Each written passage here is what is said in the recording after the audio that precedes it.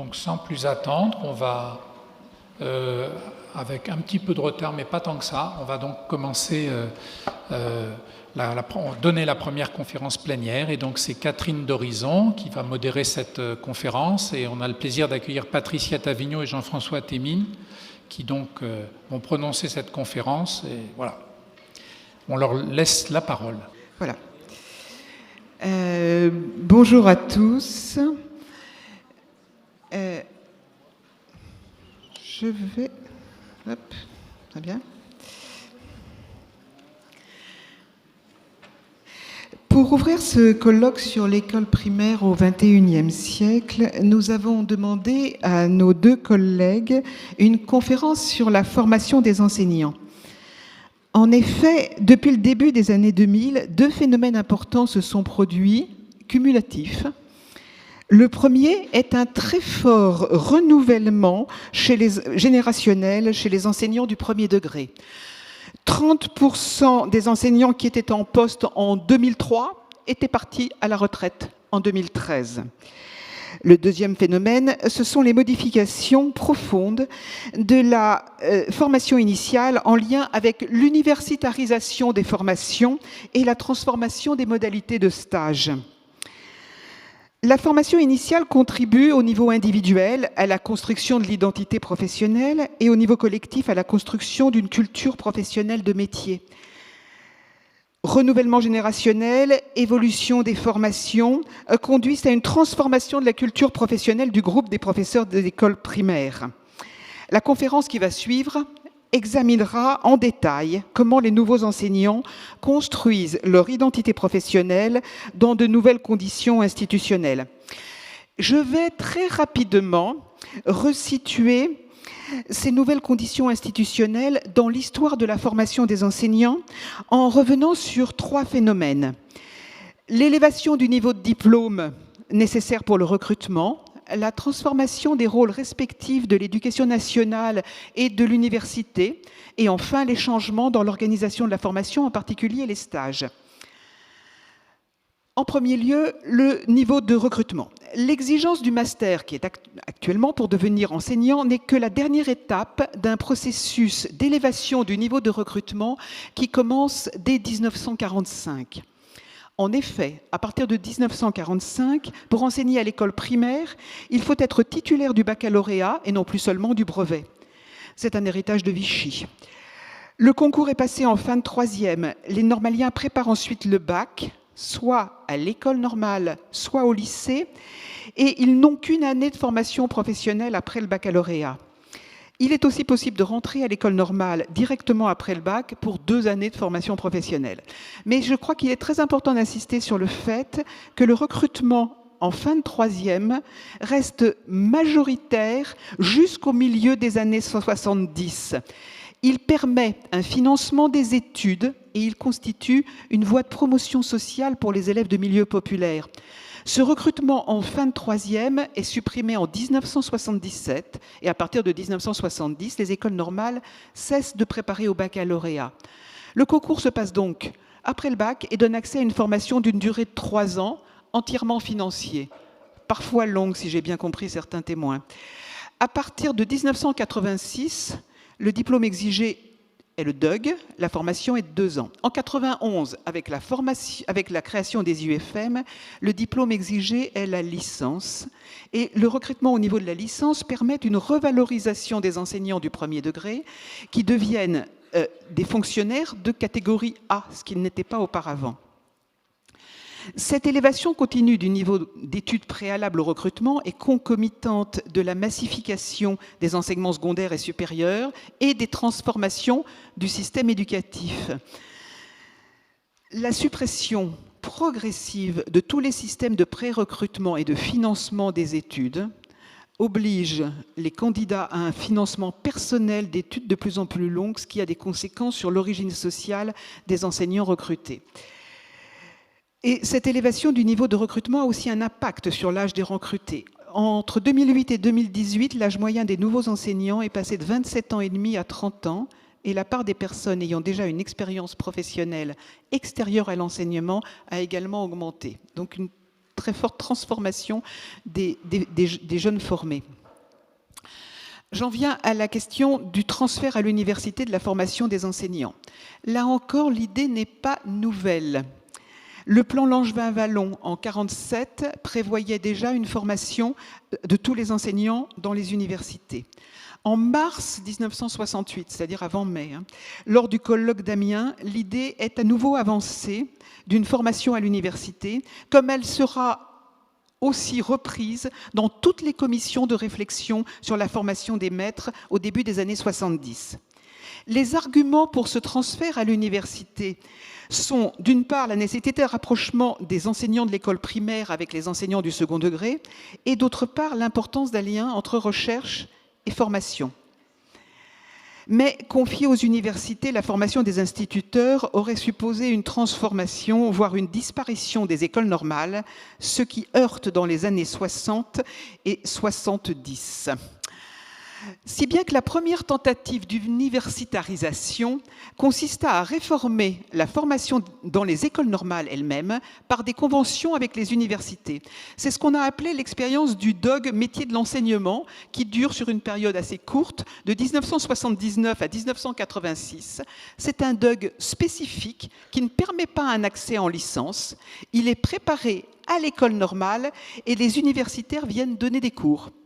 Le système fonctionne plus ou moins selon l'engagement des universitaires, les rapports qu'ils entretiennent avec les professeurs des écoles normales et aussi la distance entre la ville universitaire et l'école normale.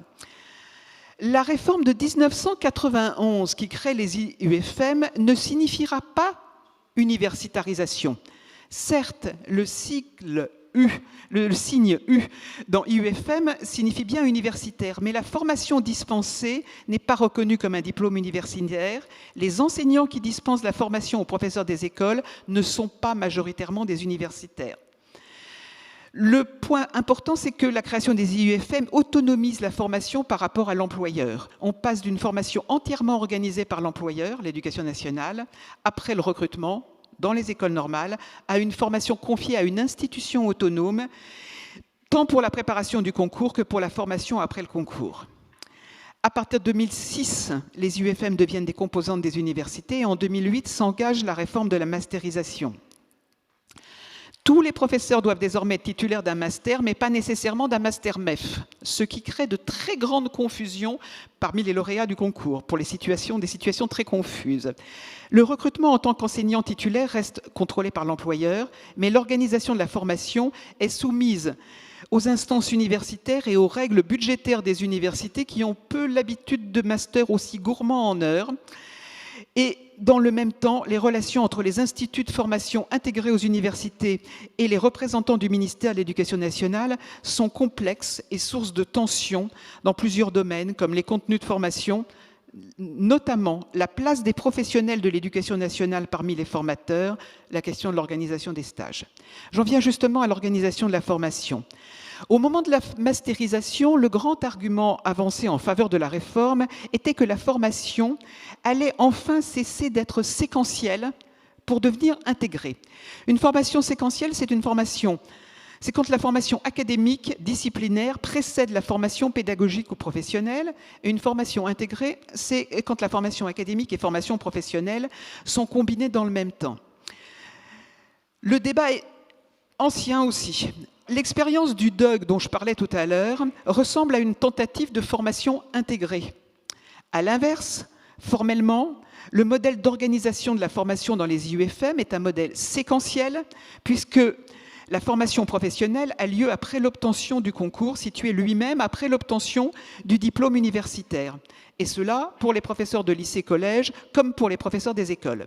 Cependant, si on regarde de près le modèle IUFM, il n'est pas exactement le même pour les PE qui préparent le concours à l'IUFM que pour les professeurs de lycée et collège qui le préparent à l'université. D'une part, les enseignants qui préparent au concours de professeurs des écoles peuvent être les mêmes que ceux qui ont la charge de la formation professionnelle. Et dans les témoignages que nous avions recueillis pour le livre des écoles normales à l'ESP, les formateurs insistaient beaucoup sur leur volonté de professionnaliser dès la première année, pendant le temps de préparation au concours. D'autre part, la première année d'IEFM, l'année de préparation au concours, comprend 6 semaines de stage d'observation et de pratique accompagnée. Bon, évidemment, tous les lauréats au concours n'avaient pas de fait de première année d'IEFM. Concernant les stages durant la formation, je voudrais souligner que c'est à partir de la rentrée 2006, c'est important parce que les premières enquêtes de mes collègues portent sur une promotion qui sort en 2007. C'est à partir de la rentrée 2006, alors même que la masterisation n'est pas encore engagée, que de nouvelles modalités de stage sont instaurées pour les lauréats concours professeurs des écoles. Ils ont, à partir de cette date, 2006, une journée de responsabilité par semaine dans une classe et des stages de responsabilité longs dans le cours de l'année. Les professeurs stagiaires deviennent donc des moyens d'enseignement alors qu'ils étaient jusqu'alors des moyens de remplacement. Et cette nouvelle organisation a des effets budgétaires, elle libère des postes d'enseignants titulaires remplaçants, elle a des effets aussi sur la formation continue des enseignants titulaires qu'elle rend pour le moins difficile. Et la masterisation des formations va accentuer le phénomène de responsabilisation des stagiaires et elle va se traduire par un allongement du temps en responsabilité face aux élèves pendant la période après la réussite au concours, mais aussi pendant la période de préparation avec la mise en place de formations en alternance. Ces évolutions institutionnelles transforment profondément les conditions d'entrée dans le métier. On peut dès lors s'interroger sur le devenir des modèles de formation élaborés à la fin de la période des écoles normales et pendant la période IEFM. Ces modèles étaient caractérisés d'une part par le développement des didactiques des disciplines à partir des années 70, notamment dans les équipes de l'Institut national de recherche pédagogique, l'INRP, d'autre part par la place grandissante du modèle du praticien réflexif dans les définitions de la professionnalité. Or, ce modèle du praticien réflexif suppose des allers-retours continuels entre les apports théoriques, didactiques notamment, et l'action. Les analyses de pratique y sont centrales, que la pratique soit expérimentée pendant un stage ou dans des situations construites et proposées par les formateurs. Que deviennent les didactiques des disciplines? Que devient le modèle du praticien réflexif dans des conditions nouvelles de formation? L'ouvrage dirigé par nos deux collègues est sous-titré « Un modèle de professionnalisation en question ». Je leur passe la parole.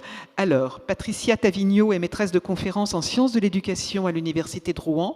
Elle est membre du laboratoire CIRNEF, enseigne à l'INSPE de Rouen.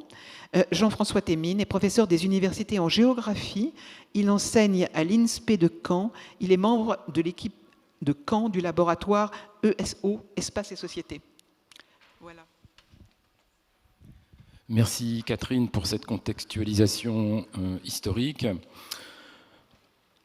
Alors, la présentation que nous vous faisons prend comme support une recherche dont la principale publication est cet ouvrage paru aux Presses du Septentrion en 2019, ce qui nous permet de dire que nous avons travaillé dans une équipe nombreuse et nous nous permettons de citer nos collègues qui ne sont pas là mais qui ont travaillé avec nous sur une quinzaine d'années puisque nous avons commencé à travailler en 2005 sur ce sujet-là. Marc Bailleul, Jean-Yves Bodergat, Éric Buot, Laurence Leroyer et Florian Huitre, tous étant membres du CIRNEF, le même laboratoire que Patricia. Cette recherche dont nous allons vous parler est une recherche quantitative que nous avons conduite en 2007, sans nous douter que nous allions la reconduire en 2012, puis en 2015. Il s'agit d'une simple, si on peut dire, passation de questionnaires en fin d'année, en fin de formation, auprès d'étudiants, d'étudiantes de 2 IUFM devenus ensuite des SP normandes, celles de Caen et de Rouen, pour comprendre comment elles et ils se représentent en fin de formation initiale, soit donc dans l'année de PE2, soit plus tard au moment de la première masterisation à la fin de l'année de M2, comment ils se représentent donc en fin de formation initiale le métier de professeur des écoles ainsi que les compétences qu'ils et elles ont construites pendant ces 2 années de formation. C'est ça notre question de recherche. Donc précisons qu'il y a une passation et une seule de ce questionnaire par étudiant de chaque promotion. Nous n'avons pas opéré de suivi des étudiants, ce qui supposerait plusieurs passations dans l'année. Ce n'est pas non plus une recherche longitudinale puisque nous n'avons pas fait de suivi de cohorte. Ce sont bien 3 générations d'étudiants passés par 2 années de formation dans des cadrages différents qui ont été enquêtés. Donc, comment les étudiants, les étudiantes investissent les dispositifs de professionnalisation qui leur sont proposés, à savoir les formations que nous avons mises en place en application des cadrages successifs de la formation initiale et quelle image est-ce qu'ils et elles se sont construites du métier.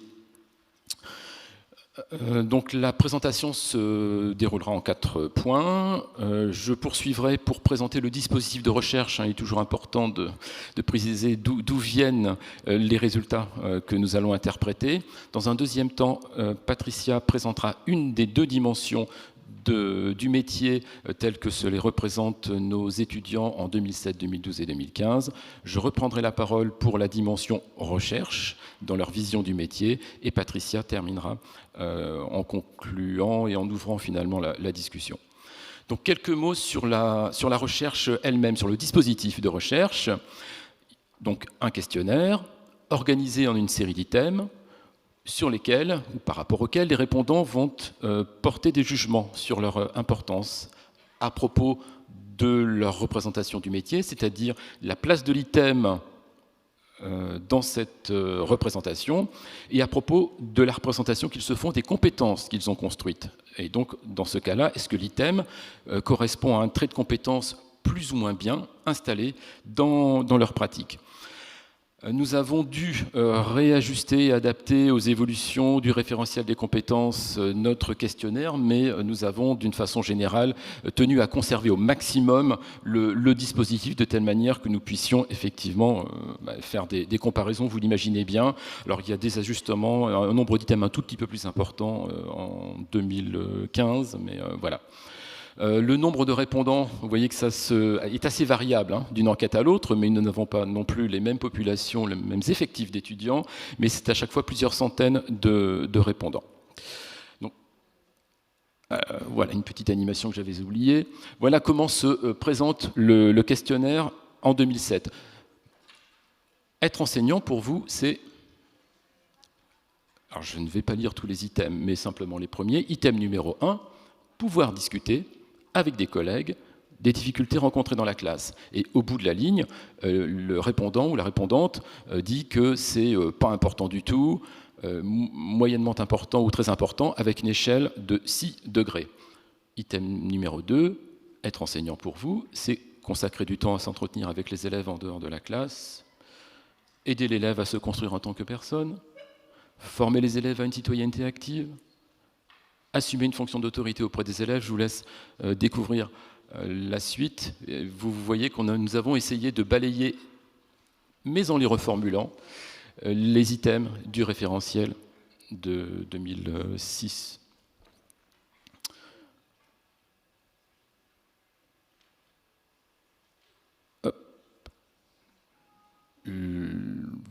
Voilà, du 15 au 28. Créer les conditions favorables à la mise au travail des élèves. Être enseignant pour vous, c'est susciter l'implication des élèves dans le travail, instaurer un climat de classe propice aux apprentissages, etc., etc. Là aussi, je vous laisse découvrir rapidement.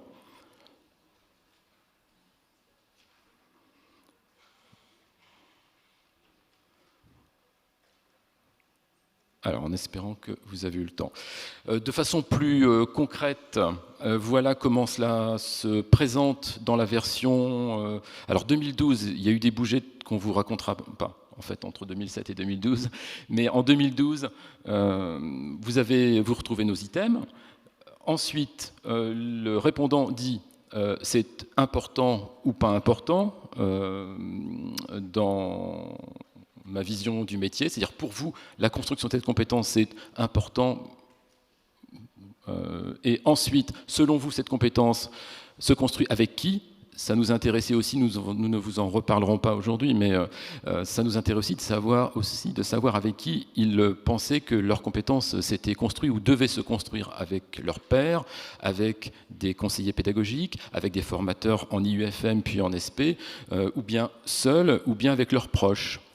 Et puis, deuxième partie du questionnaire, sur la partie droite, pour vous, la construction de cette compétence est en cours dans votre pratique, de moins, c'est-à-dire elle est peu construite à plus, c'est-à-dire elle est très construite, permet au répondant d'exprimer un jugement sur la construction de cette compétence dans sa propre pratique, comme l'indique l'intitulé. Le traitement statistique que nous avons opéré, alors il y a tout d'abord un tri à plat par item pour les 3 passations, rien de spécial. Ceci dit, ça permet quand même de voir quels sont les items les plus importants aux yeux des répondants, quels sont les items les moins importants dans leur vision du métier. On peut mesurer les rangs, ça indique quand même quelques petites choses. Et la principale innovation méthodologique porte sur l'analyse statistique implicative, là ici. Nous avons utilisé un logiciel développé par des mathématiciens et didacticiens des maths autour de Régis Gras, un logiciel qui s'appelle Chic et qui calcule des coefficients d'implication pour l'ensemble des couples de variables. Une variable étant une réponse X, c'est-à-dire ou pas important, ou moyennement important, ou important à un item. Et donc le logiciel calcule l'ensemble des coefficients d'implication entre l'ensemble des variables. Ce coefficient varie de 0 quand il n'y a aucune implication à 1 quand il y a une quasi-implication pratiquement, enfin 1 c'est une implication même. Et donc cela permet de repérer des organisations de réponses, c'est-à-dire des liens d'implication d'une variable à une autre, et quelquefois, et ça va s'avérer très intéressant, d'implications qui s'enchaînent d'une variable sur une autre, quelquefois sur 3, 4, voire 5 réponses. Donc ce que le logiciel permet, c'est de calculer, après notre travail de chercheur, après avoir fait tourner le logiciel, mais c'était Marc Bayeul qui en était le spécialiste dans l'équipe, nous avions à interpréter ces organisations de réponse, qui est tout un travail auquel on va vous convier, en tout cas vous associer là. Avec peut-être un dernier mot sur comment comprendre cette organisation des réponses. Il a fallu mettre en place une logique très rapidement qui consistait à penser que nous ne pouvions comprendre le sens de l'organisation générale que si nous changions d'échelle, c'est-à-dire si nous intéressions ensuite à des domaines de compétences et également de façon plus micro, à tel ou tel item, lui-même étant interrogé au regard de sa position dans l'ensemble du domaine et dans l'ensemble de l'organisation des réponses. Donc un raisonnement tout simplement multiscalaire ou une démarche hologrammique, si on veut faire référence à Edgar Morin. Le tout, c'est donc l'organisation générale des réponses aux 28 à 30 items en 2007, 2012, 2015. À l'intérieur des dimensions professionnelles, nous ne parlerons aujourd'hui que de la dimension collective et de la dimension recherche, mais d'autres dimensions ont été explorées, en particulier de la dimension didactique. Et puis, chaque item de ces dimensions doit aussi être analysé en tant que tel. Il y avait aussi des items qui, vous l'avez vu, relèvent d'autres dimensions que la recherche, la dimension collective ou la dimension didactique. Au regard de la présentation qu'a fait Catherine, il était nécessaire que nous disions que les bornes chronologiques de notre recherche 2007-2015 ne renvoient pas à une périodisation que nous aurions construite, mais renvoient tout simplement à notre histoire de chercheurs d'une équipe qui se met en place en 2005, qui continue son travail jusqu'en 2019, et évidemment à l'histoire des réformes à partir de ces périodes-là. Il faut ajouter, mais nous n'en avions pas conscience quand nous avons démarré en 2007, qu'à partir de 2005 démarre une crise de recrutement qui connaît un effondrement en 2011 avec la première masterisation, puis une remontée toute relative en 2014 avec la deuxième masterisation, ainsi que l'indique l'article publié par l'équipe de... J'ai oublié son prénom. Charles, et son prénom, mais Frédéric, Charles et ses co-auteurs en 2020. Et évidemment, si la recherche est reconduite en 2012-2017 et que nous ne l'avions pas prémédité, c'est qu'il y a des réformes qui se succèdent, avec pour nous cette difficulté comme chercheurs de ne pas imputer l'ensemble des évolutions à de simples changements de cadrage. L'affaire est plus complexe que des enchaînements de causes à effet un petit peu linéaires, et cette complexité que l'analyse invite à explorer. Dernier élément de contextualisation, là aussi nous n'avions pas conscience en 2007, mais pas tellement non plus après, tellement nous étions centrés sur nos étudiants, finalement notre objet de recherche. Nos 2 IUFM SP appartiennent à deux académies, ou sont au centre de deux académies. Maintenant il n'y en a plus qu'une, mais où l'attractivité et la sélectivité, l'attractivité du concours et la sélectivité au concours sont assez importantes. On est quelque part entre deux, entre les académies ou de Versailles ou de Créteil, où la sélectivité est moins importante, l'attractivité est moins importante d'un côté, et de l'autre des académies où l'attractivité reste importante avec des variations suivant les périodes, mais reste très importante et avec une sélectivité très importante, comme par exemple Bordeaux ou Toulouse. Donc essayez d'avoir en tête qu'on est dans cette situation géographique et territoriale et sociale aussi intermédiaire. Donc on va aborder l'analyse de la dimension collective du métier. En fait, cette analyse, on a d'abord fait une approche autour de qu'est-ce que c'est que la professionnalité des enseignants et comment elle a été redéfinie dans les textes officiels. En fait, on s'aperçoit que depuis les années 90, c'est une dimension qui est promue dans les textes officiels. D'ailleurs, dans le référentiel des compétences de 2007, la compétence 9 renvoie à cette question du travail d'équipe, de partenariat et de relation aux familles. Puis, cette compétence va évoluer dans le référentiel de 2013 autour de 4 compétences aux différentes composantes de cette propre dimension collective du métier. Si tout était groupé autour d'une compétence en 2007, on s'aperçoit qu'en fait, la dimension collective va prendre de plus en plus d'importance dans les textes officiels. D'où la question, comment les professeurs des écoles en formation adhèrent-ils à cette conception du métier qui prône en fait de mettre la dimension collective au cœur du métier? Si l'on regarde les travaux de recherche qui existaient à l'époque sur cette question de la professionnalité et de la culture du travail collectif, on peut se rattacher aux approches de Marois, Christian, sur la dimension collective du travail enseignant comme une contrainte organisationnelle prescrite. Ce n'est pas seulement en France que cette contrainte est organisationnelle prescrite, c'est aussi en Europe. C'est-à-dire que c'est une dimension qui est en train de prendre de l'ampleur dans tous les pays européens.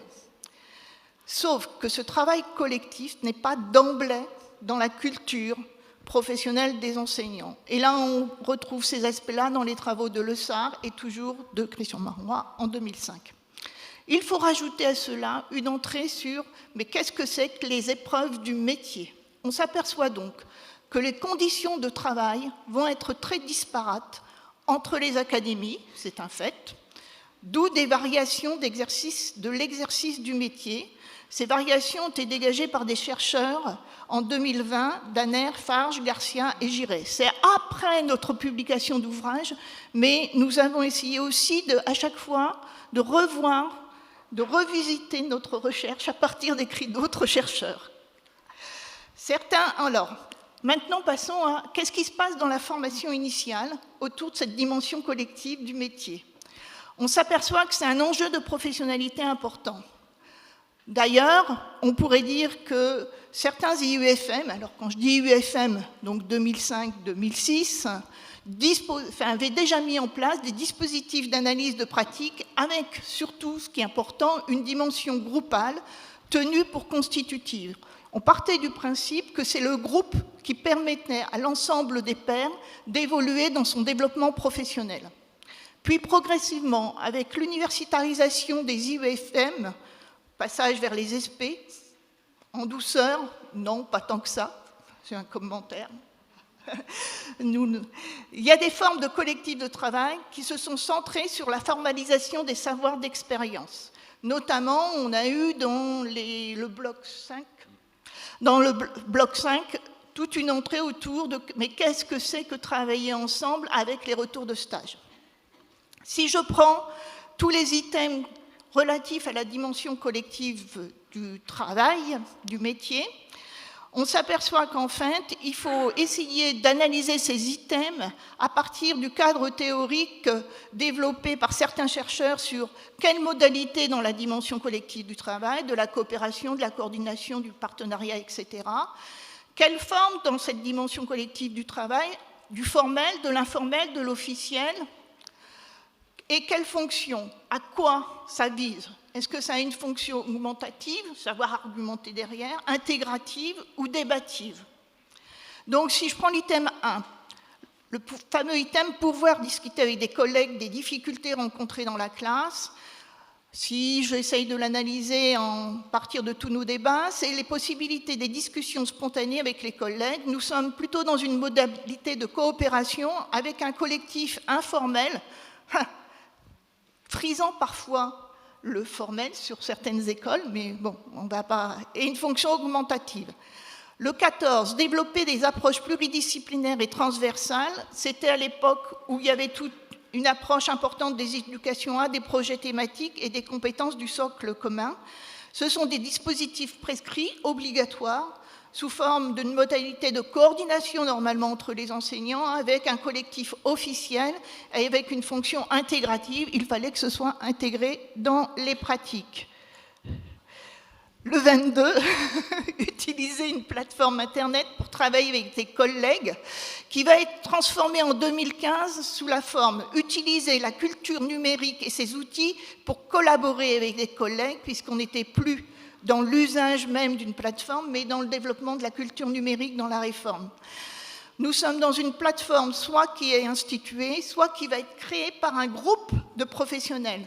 Nous nous apercevons effectivement dans nos 2 IUFM que les étudiants disposent d'une plateforme mise à disposition sur la plateforme de l'université, mais qu'en fait, ils n'utilisent pas cette plateforme pour mettre des documents, etc., qu'ils voudraient échanger entre eux. Ils se créent eux-mêmes une plateforme par l'entrée Facebook ou autre, et nous n'y accédons pas. C'est vraiment des plateformes qui sont entre étudiants.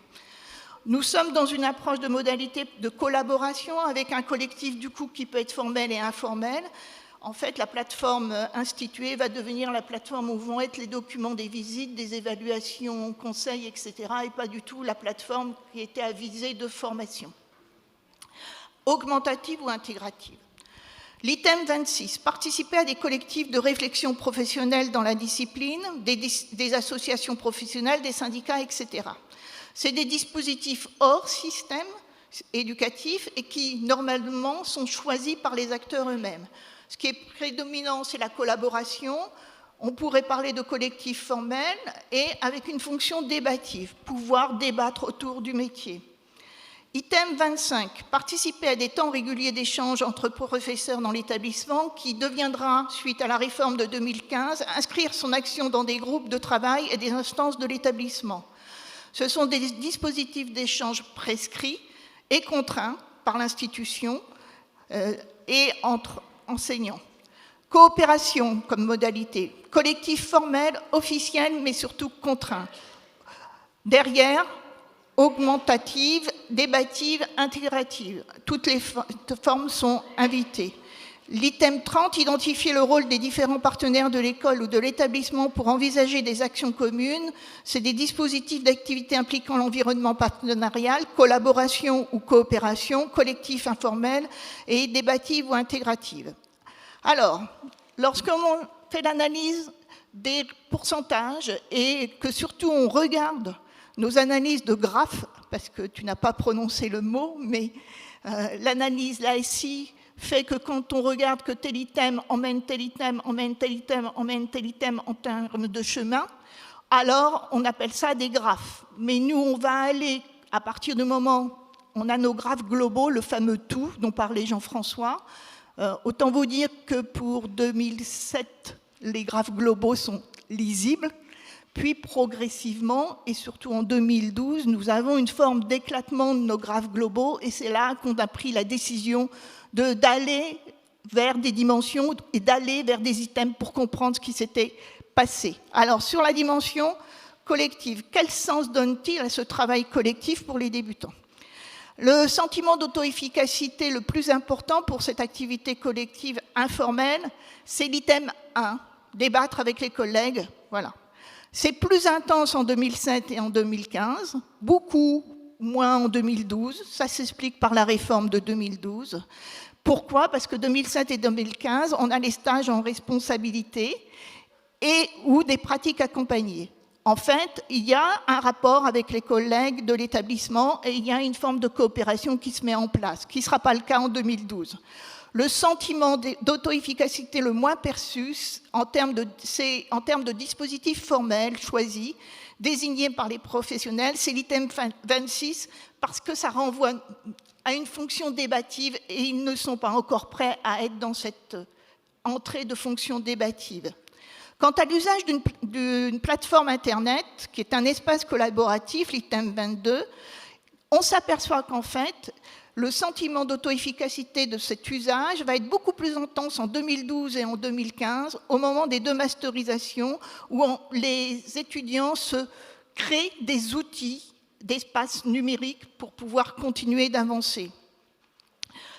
Quant aux échanges réguliers entre professionnels dans un dispositif officiel qui renvoie pour nous à l'item 25, au développement des approches pluridisciplinaires et interniveaux qui renvoie à l'item 14, on est plus dans la question de la coordination parce qu'il y a une réelle intégration dans l'établissement et peut-être aussi parce qu'il faut voir les projets sur du long temps et non pas un temps court comme certaines fois ils se sont retrouvés dans certains établissements. Cette question du long temps est primordiale.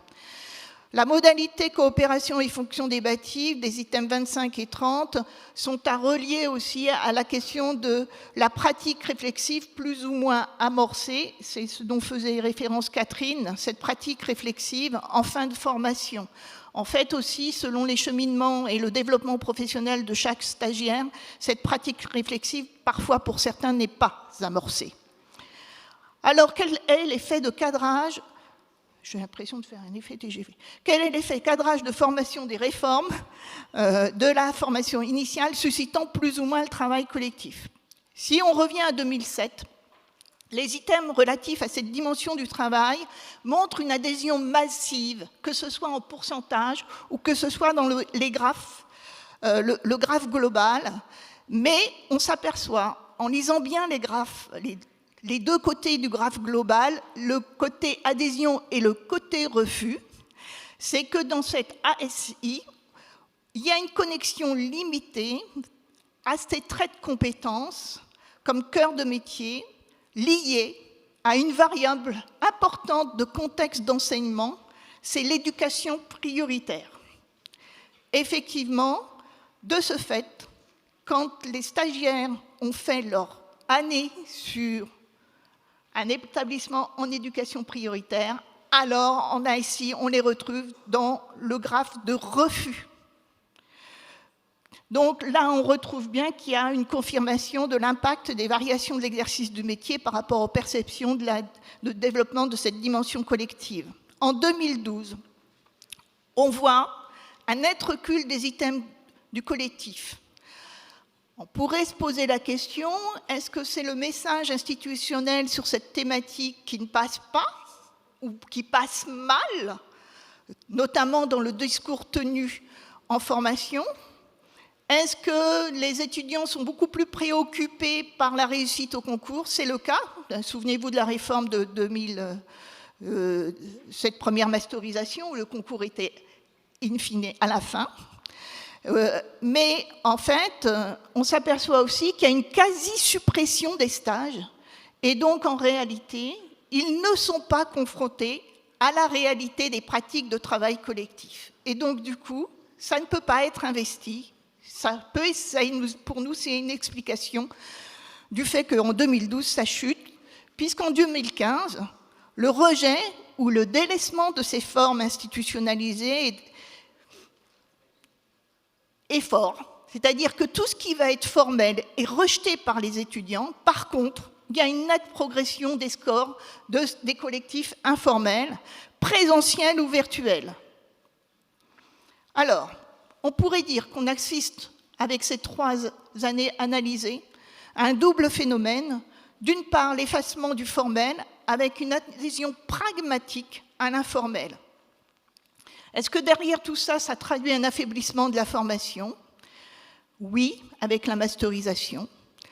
Il y a aussi une difficulté à faire fonctionner dans les écoles les instances et les groupes de travail formels. Donc, selon les lieux de stage, ils sont plus ou moins investis. Quel est l'impact réel de la formation par rapport à cette dimension du métier ? Quel est l'impact réel de la formation par rapport à la construction des compétences associées à cette dimension du métier? Premièrement, premier impact, l'impact des stages en responsabilité. Décalage entre le discours aussi institutionnel, qui n'est pas toujours relayé, au niveau des pratiques réelles observées et vécues sur le terrain. On s'aperçoit aussi que pour les stagiaires de ces époques, il est important d'établir des relations avec les collègues. Et là, on retrouve les travaux de période de 2018. On pourrait dire, pour conclure, qu'il nous faudrait interroger les pratiques des formateurs. Comment intensifier des pratiques collectives de futurs enseignants à travers les différents dispositifs de la formation initiale? Et là, je repasse. Merci Patricia. On va faire le même exercice avec la dimension recherche. Puisque les cadrages successifs de la formation sur la période affirment l'importance d'une initiation à la recherche, le texte de 2006, puis d'une formation à la recherche, texte de 2010, puis de 2013. Les référentiels de compétences, à leur tour, invoquent la connaissance de l'état de la recherche en 2007, la capacité à tirer parti en 2007, pas en 2006, à tirer parti ou prendre en compte 2013 les apports, les acquis ou les résultats de la recherche, texte de 2013. Pour nous, la question a été quelle importance ces étudiants, ces étudiantes formés en 2007, 2012, 2015 accordent-ils à la recherche dans les représentations qu'ils se font ou qu'ils se sont construites du métier de professeur des écoles? Quelle adhésion au modèle proposé d'une initiation puis d'une formation à la recherche et quelle signification tout simplement donne-t-il même au mot recherche? Et c'est là que les logiques d'organisation de réponse sont importantes pour pouvoir comprendre le sens même des réponses. Petit détour par les textes officiels, 2006, nouveau cahier des charges de la formation, on a mis en gras les passages liés à la recherche, donc il est bien question d'une formation qui serait, où les maîtres doivent être initiés à la recherche scientifique, à ses résultats et à ses applications dans l'enseignement. 2010, la masterisation, il est question d'un bloc de formation à et par la recherche sur les 2 années. Et en 2013, avec la deuxième masterisation, le mémoire de master est défini de la sorte. Il doit articuler une problématique, un cadre théorique, une méthodologie de recherche en relation avec une question pédagogique. Voilà ce que dit la prescription. Du côté de notre questionnaire, nous avions 3 items. L'item 6, qui faisait écho au premier référentiel, être enseignant pour vous, c'est s'informer de l'actualité scientifique et ou didactique dans sa ou ses disciplines d'enseignement. L'item numéro 13, prendre en compte les analyses de situation professionnelle initiées en formation pour concevoir et évaluer ses interventions. Et l'item 26, s'approprier les démarches et apports de la recherche en éducation pour faire évoluer sa pratique. Nous avions cherché à ce moment-là une sorte d'équilibre dans un continuum qui va de faire de la recherche. L'item 26 suppose qu'ils font un petit peu de recherche en éducation pour s'approprier les démarches et apports de la recherche. On peut imaginer qu'il est question d'une formation, qu'il est question de faire de la recherche à un moment donné dans la formation. Et à l'autre bout du continuum, être en recherche, peut-être que l'item 13 en est plus près, dans le sens où être un professionnel, un praticien réflexif, c'est être en recherche en général, et l'item 13 peut-être renvoie à cette notion-là. Alors les résultats. En 2007, pour les 3 items, les scores sont modestes, c'est un euphémisme. Ils sont moins de 50% des répondants à trouver importants ces items-là, sauf l'item 6. Sur 28 items, les rangs sont parmi les derniers. Vous voyez, rang 20, rang 25, rang 26. On voit bien que ces 3 items sont dans le fond du classement, pour le dire vulgairement. Donc l'item 6 est un peu moins mal traité, donc les étudiants sont plus, ou les stagiaires sont plus en adhésion avec cet item-là, mais c'est seulement 65% quand on peut trouver par ailleurs des résultats à 90-95% pour ce qui est de la relation avec les élèves ou la mise au travail des élèves. Néanmoins, ce qui semble faire sens auprès des professeurs stagiaires lorsqu'on parle de recherche, c'est lorsque la recherche est en rapport avec les disciplines enseignées, plutôt que lorsqu'il s'agit de recherche en éducation. Donc c'est la dimension disciplinaire et didactique de la formation qui est finalement la mieux reconnue comme élément allié à la recherche. Cependant, si on en restait au rang, on constaterait simplement ça, c'est intéressant, mais quand on fait tourner le logiciel Chic, on s'aperçoit que les items recherche sont dans les sources du réseau ou du graphe des réponses favorables à l'ensemble des items. Autrement dit, en essayant de le dire simplement, les étudiants qui ont répondu que les items de recherche étaient importants dans leur vision du métier sont aussi ceux qui vont répondre ensuite que la mise au travail des élèves c'est important, que la relation avec les élèves, la qualité de la relation avec les élèves c'est important. En somme, pour ces 65% d'étudiants qui disent par exemple que l'item 6 c'est important dans leur vision du métier, cela semble être une condition nécessaire pour tout le reste finalement et pour une vision du métier qui vient s'articuler autour, encore une fois, de la mise au travail des élèves et de la qualité de la relation avec eux. En 2012, première masterisation, diplôme universitaire, mémoire de master, etc., etc. On s'aperçoit d'abord d'une légère baisse des scores des items 6 et 27. Il n'y a que l'item 13 qui va conserver le même niveau, celui qui lit les analyses de pratiques professionnelles à la recherche. On a les mêmes rangs, au-delà de la 20e position, ce qui est tout de même assez paradoxal dans un contexte de masterisation où la formation A et par la recherche est prescrite et mise en exergue. Les items, alors l'explication, évidemment, vous allez l'imaginer très, très rapidement, c'est que le lien est difficile à faire pour eux entre la recherche et la pratique, une pratique réflexive qui a nécessairement besoin de stages pour s'ancrer. Et en 2012, les stages sont extrêmement réduits, comme on l'a dit tout à l'heure. Et il y a sans doute la préoccupation du concours qui vient percuter finalement cet intérêt possible, théoriquement possible pour la recherche, pour le mémoire de master. Cependant, les items 13 et 27 conservent une position de source, donc de conditions nécessaires, mais le réseau des réponses est complètement déstructuré. Patricia l'a dit tout à l'heure, en 2007, l'ensemble le métier est organisé dans sa vision autour d'un item qui est le résultat de l'ensemble des réponses favorables aux autres items, qui est développer une qualité de relation avec les élèves.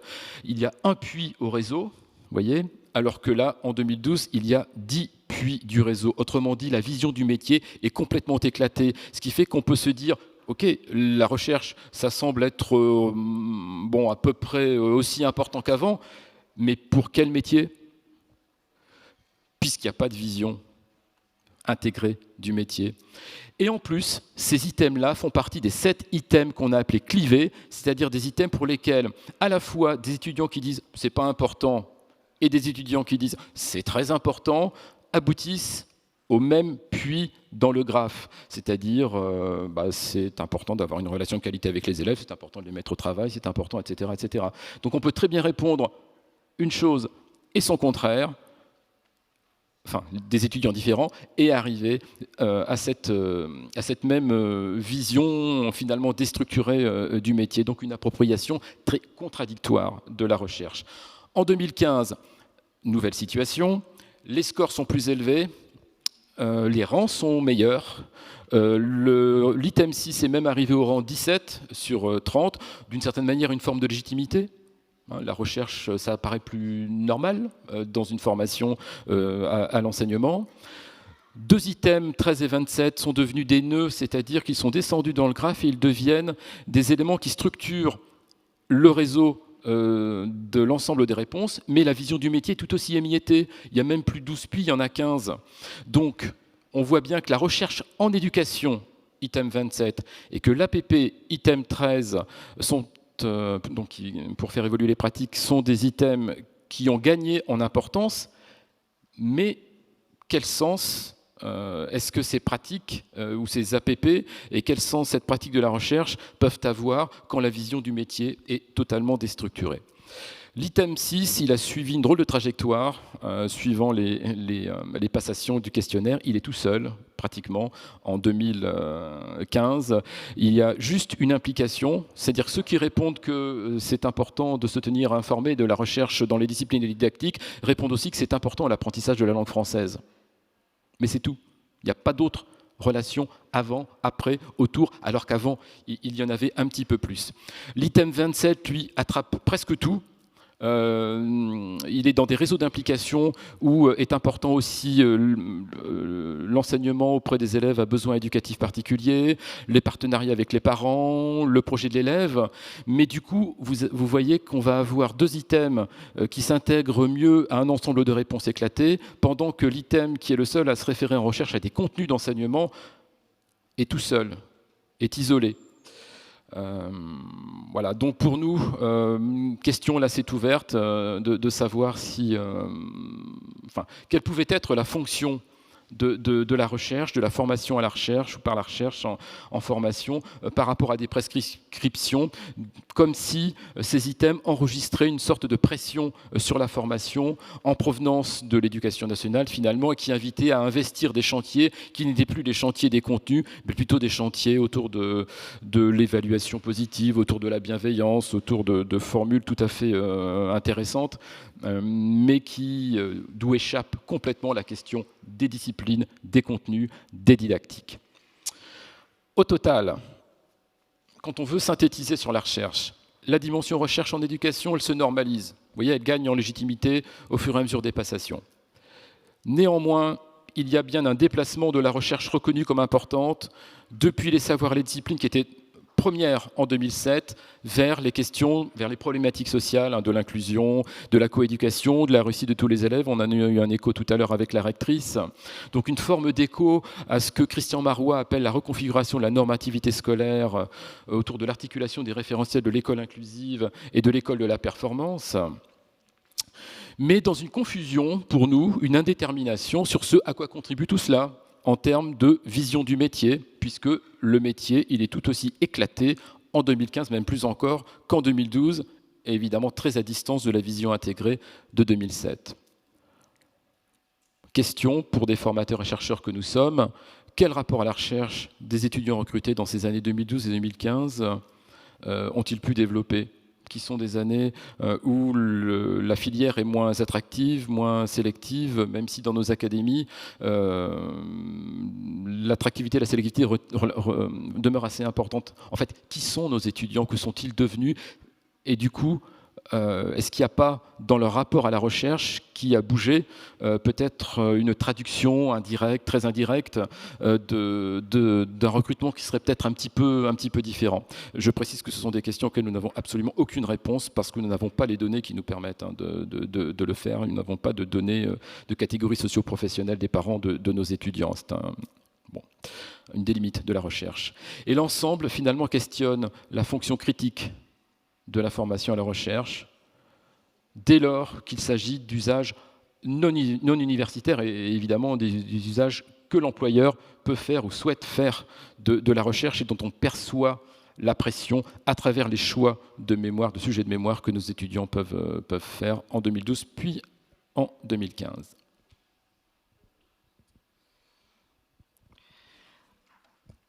Alors pour conclure et ouvrir une discussion, on s'aperçoit que les résultats des 3 enquêtes montrent que les changements d'organisation de cette formation depuis 2006 ne sont pas sans effet sur les représentations du métier auquel elle prépare.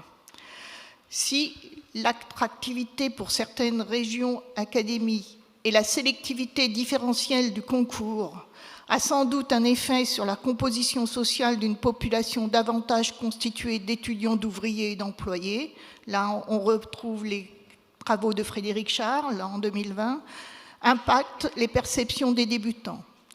On pourrait dire que pour notre recherche, c'est malheureusement un point aveugle, puisque nous n'avions pas pensé à ces variables d'identification.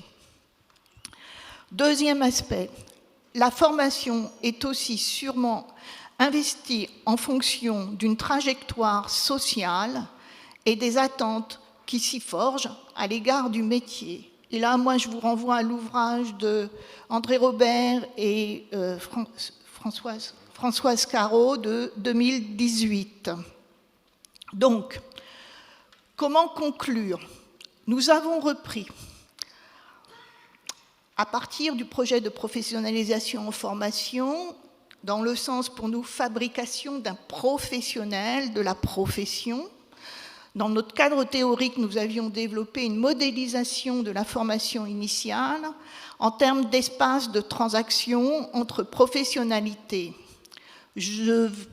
Nous reprenons cet espace de modélisation, nous y ajoutons les figures du praticien du premier degré. Quelles figures pouvons-nous associer à notre première modélisation? Il faut que je dise que la recherche fait trace, premièrement, d'une pression jusque dans la formation à et par la recherche de prescription. Nous retrouvons dans les thématiques des mémoires l'inclusion, la coéducation, etc.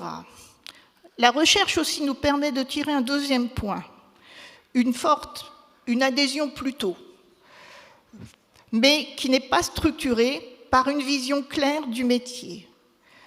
En fait, on retrouverait au niveau du carré, alors, si je ne peux pas vous montrer, en haut à gauche, au niveau de ce carré où il y a le projet de l'institution avec les prescriptions de la formation initiale, nous, on placerait la question du praticien obéissant qui se développe de plus en plus. Je regarde Bruno autour de cet aspect-là. Deuxièmement, l'injonction de professionnalisation se traduit dans une offre perçue comme hétérogène, avec dès lors une négociation pour les étudiants sur leurs priorités. Quelles sont les priorités que les étudiants dans ces 3 enquêtes ont eues? Le concours peut installer dans l'espace de transaction une espèce de figure de maître instruit, au niveau toujours à gauche mais en dessous. Idée de maîtrise disciplinaire, et là on peut retrouver tout le discours autour de la polyvalence. Ou en tout cas, concurrençant une autre figure, la figure du praticien réflexif, qui met au centre de la professionnalité, comme disait à l'époque Marguerite Altais en 2000, un savoir analysé, véritable métacompétence qui permet de construire des compétences. Puis, si nous continuons, nous nous apercevons que les expériences de formation, notamment pendant les stages, mais pas seulement, c'est-à-dire la question des intervenants dans la formation initiale, si on prend le cas des PEMF notamment, confrontent les stagiaires à des professionnalités assez diverses et ou plus ou moins à distance du référentiel. On peut donc penser aux écarts pouvant émerger entre les attentes officielles sur les collectifs, par exemple, et ce que les étudiants perçoivent des collectifs dans les écoles. Pouvons-nous nous poser la question de « avons-nous des praticiens innovants ?» C'est le jaune. Acteur créateur d'innovation pédagogico-didactique, et là je renvoie à l'approche de Françoise Cros sur l'innovation, c'est-à-dire l'innovation à partir de l'agir professionnel et non pas l'innovation prescrite par l'institution, ce n'est pas de même nature. Mais le didactique ne structure ni en 2012 ni en 2015 les visions du métier construites en formation, ce qui nous pose problème. Alors, sans doute, avons-nous beaucoup de praticiens pédagogues dans nos répondants, mais aussi, et assez sûrement, avec les discours véhiculés à ces époques-là, la figure du praticien acteur social, notamment en termes de partenaires engagés dans des projets collectifs. Et je vous renvoie aux travaux de Paquet qui datent peut-être de 1994, loin, mais fort intéressant à revisiter, qui figurerait comme une figure protéiforme qui peut rencontrer la nouvelle normativité scolaire, chère à Christian Mauroy en 2018, en termes de forme d'engagement auprès des familles dans des contextes territoriaux différenciés qui peuvent séduire une partie des étudiants. Alors, cette pluralité de figures rend compte de l'embarras des étudiants pour construire une vision structurée du métier pendant la formation initiale suivie notamment en 2012 et en 2015. Donc, entre des prescriptions multiples, une diversité des expériences constituées auprès des autres professeurs qui exercent dans des contextes notamment territoriaux mais aussi pédagogiques différents, la formation pourrait être propice à l'émergence d'une figure nouvelle, celle que nous avons appelée la figure du praticien caméléon, adaptable, flexible, mais avec une grande question, avec quel projet de vision de formation? Si tu peux remettre le schéma, donc du coup, le caméléon, il se trouve au centre dans la formation comme espace de transaction du formé. Donc c'est le formé qui doit être aidé aussi, être accompagné dans cet espace de transaction. Les effets de changement actuels, la nouvelle réforme de la formation initiale, mais aussi les fameuses constellations mathématiques français, ou les autres réformes à venir sur des structures ont des impacts sur les structures de représentation déjà fortement déstabilisées et par conséquent, ça va être difficilement prédictible.